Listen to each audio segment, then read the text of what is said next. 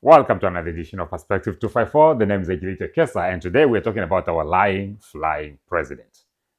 You see how those two words rhyme? Lying and flying is like they go together, like the same way the word lying rhymes with Ruto. Now, Dr. Ruto has been on more flights than a budget airline in peak season. He has visited 38 countries on 64 trips in just 20 months he's been president. Thanks to Kenyan's sense of humor, the number of jokes and memes that depict this scenario is just staggering. If he keeps this up, he will break the record for international travel by the time his term ends. Either his first term or second term if he gets a second term. But here's the problem. All this travel seems to be more about gathering air miles than solving any real issues that Kenyans are facing. Dr. Ruto, he claims he's securing jobs for Kenyans abroad, but many of the so-called jobs are basically low-wage domestic labor positions in places like Saudi Arabia and Kuwait. Now, things like jobs like maids, cooks, watchmen, bus drivers, etc., etc. Now, telling a university graduate that their best career prospect is working as a housemaid in Saudi Arabia is hardly what Kenyans had in mind when they elected Dr. Ruto for president. Now, while Ruto is living his best life, jetting around the world, back home hapa nyumbani, Kenyans are struggling with raising cost of living and a stalled economy. His government has already spent about 681 million shillings on these foreign excursions, more than double what Uhuru Kenyatta spent in the same period of his presidency.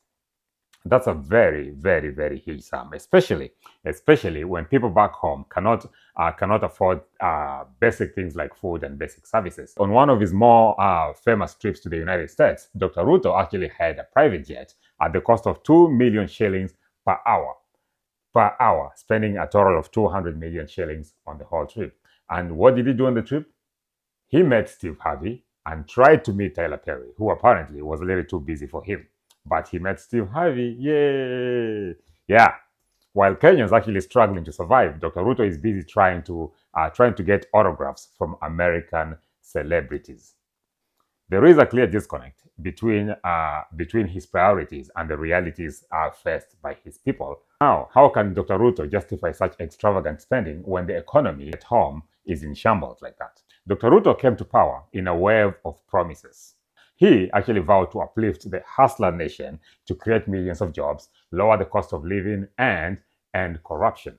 2 years into his presidency, very little has changed. Out of the 284 promises that he made during the campaigns, only 13 have been fulfilled so far. That's a success rate of about just 5%.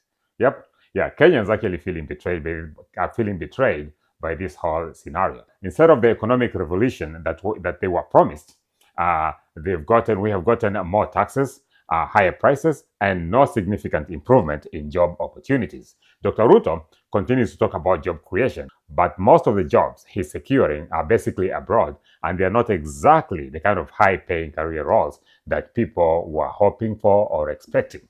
Even here at home, things are actually getting worse. The Finance Bill 2024 introduced new taxes, making life even harder for the ordinary Kenyans. Maisha imekuwa ngumu. Now, fuel prices have gone up, food costs have skyrocketed, and basic services like healthcare are becoming harder and harder and harder to access. It is as if Dr. Ruto is completely out of touch with the struggles of the people that he promised to have.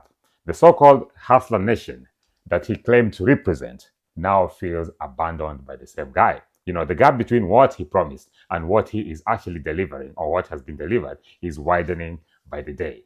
Kenyans were hoping for jobs and economic stability, but all they've gotten is empty rhetoric and more bureaucratic hurdles by the Kenya Kwanza government. And then came the protests. As economic conditions worsened, Kenyans took to the streets to voice their anger. The initial protests were a direct response to the Finance Bill 2024, but they quickly morphed into a much larger movement against government corruption, unemployment, and the high cost of living. For many, these protests are a cry for help in a country that seems to be headed in the wrong direction. But Ruto's response to the protest has been nothing short of bizarre. Instead of listening to the people's concerns, he actually blamed outside influences on the protests. He claimed the protests were being funded by foreign forces, including the Illuminati. Yes. Yes, including the Illuminati. That is what he said, right? As if hungry, unemployed Kenyans needed a secret society to organize their demands for a better life, right? It's a classic case of a government failing to recognize the reality on the ground. Dr. Ruto seems unable to comprehend that people are actually protesting because they are fed up. His campaign promised a much better life for the working class, but the hustler nation has been abandoned since. Ruto's dismissal of these protests only stoked the fire of dissent. The protests spread to 35 of Kenya's 47 counties. That is not the work of a foreign conspiracy. That is a nation in crisis. The people who once supported Dr. Ruto are now leading the charge against him, and it is not hard to see why. While Dr. Ruto blames the shadowy forces, the Illuminati, the reality is that the Kenyans are simply exhausted. Kenyans are tired.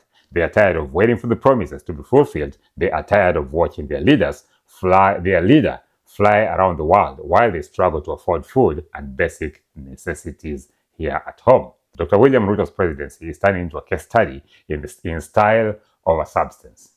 From lavish trips abroad to flashy PR stunts, his government seems more concerned with maintaining an image than with actually solving the people's problems. The disconnect between Dr. Ruto's public persona and his administration's lack of action is becoming more obvious by the day. The Kenya Kwanza government is spending millions on travel and luxury, all while failing to address the fundamental issues facing the country. Even his meetings abroad seem largely symbolic. When he's not posing for photos with American celebrities, he's actually making speeches about Pan-Africanism that ring hollow when juxtaposed against the reality back home. Kenya's economy is struggling. Public services are in decline, and the cost of living is out of control. But Dr. Ruto's government seems unwilling or unable to tackle these issues head on. Instead, the focus remains on international appearances, on polishing his image as a global statesman. As long as this continues, the anger and frustration will just keep growing and growing and growing. No amount of foreign trips or PR stunts could be able to mask the fact that Ruto's government is failing where it counts the most.